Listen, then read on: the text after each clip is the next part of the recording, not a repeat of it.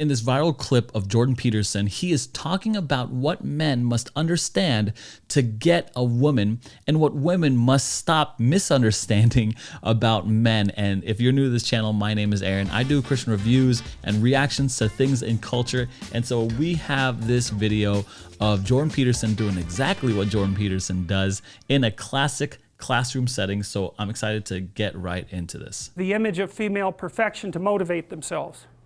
And that's exactly right. That's precisely what they do. You see that in the Tom Sawyer story. So Tom Sawyer is about 12 years old, and he's still hanging around with his friends like Huck Finn. And this girl moves across the street, Becky, and she comes out, and he's struck by her for the first time in his life. Something's changed. And the first thing he does is hop up on a picket fence and show off and balance in front of her. And he's saying, well, look at me, look at me. He's like the male bowerbird building something beautiful so the female will approve of it. And it's motivation. You know, and that's something that I think modern women don't really understand about men. They don't understand that, at least to the degree that males are uncorrupted and not bitter because of being rejected, they're doing everything they can to kneel before the eternal image of the feminine and try to make themselves worthy. That's the chivalry story, right? That's what you should encourage in your partner. So before we get into the rest of his lecture, he's talking about how these men have to show out a little bit, peacock a little bit. And I totally get this. I mean, honestly, when I was growing up, to be able to talk to a girl, I was paralyzed. So I had to I felt like I wasn't big enough or strong enough. I felt like if I got a medal, that somehow magically a girl would like me. And I think that's a lot of misconception, especially with young men, is that there's this ultimate fear of rejection that we all have. But as far as men with women, it's especially, hurtful because now you don't feel worthy enough to even talk to the girl that you like. And so you see all the time, these guys, just the attitude, they show out in front of people, right? Like if a new girl enters in the scene, they want to be the man amongst their peers or whatever. And so I think this is spot on. I think this dynamic acts itself out all the time, whether you're on, unfortunately, men or women or married or not married. This thing happens a lot, especially when you want to impress someone who you want to impress. You just tend to elevate and you try to build up and show out. And I think that gets you in a lot of trouble, and mainly because you're putting out a false image of yourself, a false sense of self, pruned, articulated is probably not the right word, but curated is probably the right word there. And I think that's a dangerous mix because you can never keep that up for too long, a curated version of yourself. And so eventually they have to learn the real you. And that's the danger here when you do that, especially for young men trying to date. So probably the best advice is just to be yourself. But let's continue. And so out of chaos emerges this first form. It's the feminine form. It's partly the form that represents novelty as such. So, and on one hand it's promise, on the other hand it's threat. That you wouldn't believe, and I don't know, because I don't understand the situation with women as well as I understand the situation with men, obviously, being a man. But I don't know if women have any idea how paralyzing they are to especially young men. A very large number of my clinical clients, but also young men I've talked to in general, are absolutely terrified of women because they're terrified of being rejected. And the terror exists in precise proportion to the attraction to the woman, which is a horrible paradoxical situation to be in. It's often why men make such fools of themselves in front of women that they're attracted to. It's because, first of all, they don't see the woman that they're attracted to, because what the hell do they know about her? They don't see her as an individual. They see her as the manifestation of a judgmental ideal. Okay, so that's deep here. So let's just slow down for my puny little lizard brain. Let me just back up into this chart because maybe it'll be easy if we understand what the heck does that mean, first of all. And he's basically saying we, as men, at least in this scenario, men don't see a woman they like for who they are.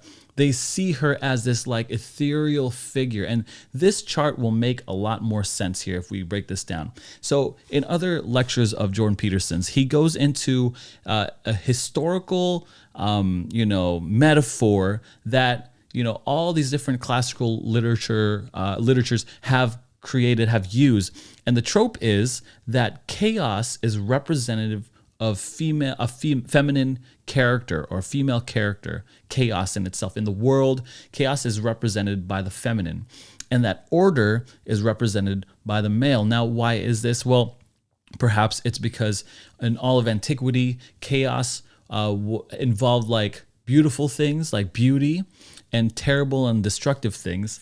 So like maybe, and chaos maybe was equated to the creation of life and babies. And so with all those things, women are beautiful, women are chaotic, women are destructive, women are life-giving, women are all these things. And that's why there's typically a feminine creature, usually, sometimes it's a deity or whatever, or a character that represents chaos or darkness. That's a typical, that's not, you're not arguing with me when I say that. This is just what he purports, what he's found in literature, and I would tend to agree with him.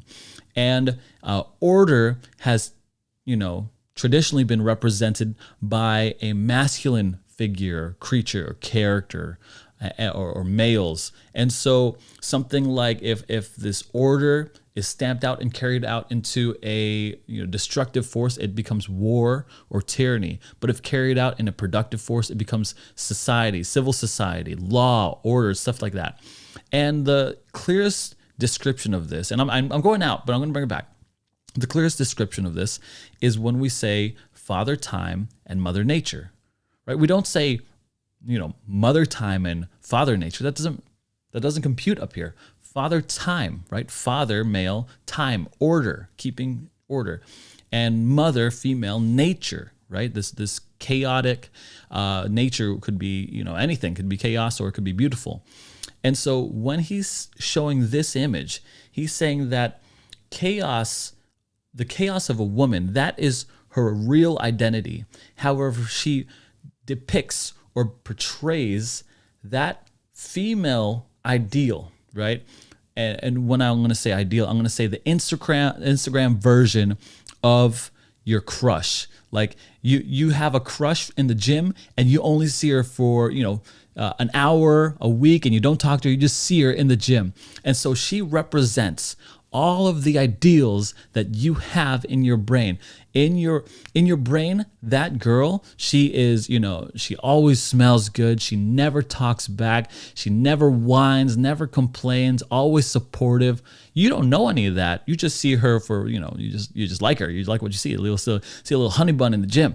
And so you see these two things. You see the promise attached to hope of a better future, and you see a threat, which is linked to your anxiety. So your anxiety is linked to their threat of rejection, and your hope of a better life is linked to their promise. They promise their beauty can entice you and offer that to you, and that is novel, or rather, that is scarce. That's rare. That's not common.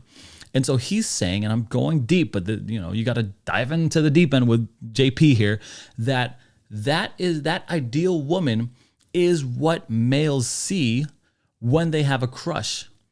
And so they also are gripped with the hope of a better future and the anxiety of being rejected. And that's what he's saying here. That's the struggle of men. And so I think I went on a long time for that, but that's kind of what he's saying here. And then we could get into the rest and how he wraps up this clip. And then it's only in establishing the relationship with the actual woman that they can start differentiating between the judgmental ideal and the actual individual woman. And that also requires a sacrifice. And the sacrifice is, you never can have an ideal woman. So to have a relationship with any woman, you have to sacrifice the relationship with the ideal woman, and you have to see the individual woman and separate her from the ideal. And that's the same thing that happens to the hero in Sleeping Beauty, right? He sees the evil queen who actually turns into the dragon of chaos, and it's not until he can defeat her that he can establish a relationship with the actual princess. And that's exactly the case. I had one of my clients who ran this men's group, which was quite interesting. One of the things they had the initiates do, which was very intelligent, was to go out and ask 50 women in one day for their phone numbers. Why? Politely, properly, you know. It was a game, but it wasn't a stupid game. And the idea was, get over your fear of rejection. And how do you do that? By encountering it continually and continually and continually, so that you're no longer paralyzed by this. Okay, so he's talking about the fear of rejection is paralyzing young men, and it's linked to those two things, right? The hope of a better tomorrow and the anxiety and fear of rejection. And what we could determine here is, and I agree with what his friend did, like you and I, as young men, we need to get over this fear of rejection. We need to not link our self-worth, our like how we see ourselves, our value, linked to someone else's rejection or acceptance of us. Whether they reject or accept us, that's got to be separate from our identity. We have to differentiate ourselves from that identity, and it's hard. Every day it's a struggle, because some days you really want that person's affection and acceptance, and you know, some other people you don't really care. YouTube comments is a clear winner for that, right? As a YouTuber, I face so much rejection. But it's one of those things where it is a gripping thing. However, this is the true way, at least from the Christian perspective, of how to separate ourselves with that. Romans 3 says, all are sinners and fallen short of the glory of God. Like all have this sinful side. He would say that you need to separate your ideal self from the real self. There's a woman out there that you see this ideal portrayal of her. You need to get rid of that ideal portrayal if you want to actually have a woman, because she is a real person with real flaws, real tendencies, and real what Christians would call sin. And so there is a fictional character that you could fall in love with, and there is a real, like, fact character you could fall in love with. You could fall in love with the Instagram version of this person, or you can fall in love with the real version of this person. The thing is, you can never really attain a real person without shedding away of that fictional Instagram idealized person of them, because, and this is where the Bible would come in, that they cannot bear that weight of being perfect. You can't look at your crush, you can't look at someone and say that once I have that, oh, my life will be complete, because they are perfect. They're not perfect. They're sinful and flawed and broken, and any length of conversation or any meaningful time in a relationship will acknowledge that, will show that to you. And that's why a lot of these Disney movies, like in the past, or like these dates, you know what I'm saying, like there's like, oh, you know, they're creating and curating such a perfect experience for the perfect couple and the perfect people. There's no perfect people here. We're all sinners. We're all sinful. We'll all get offended. We'll all be short. We'll all be bitter. We'll all be hot-headed. It's one of those things where, like, to think that a woman can give you all the things and bring perfection into your life, or even a man, or you could carry that over into a job or wealth, like, oh, my life will be perfect. I won't need anything. I'll have no more struggles if I have this much money, or this type of job, or this accomplishment, or this title, or this woman, or this man. It's not true.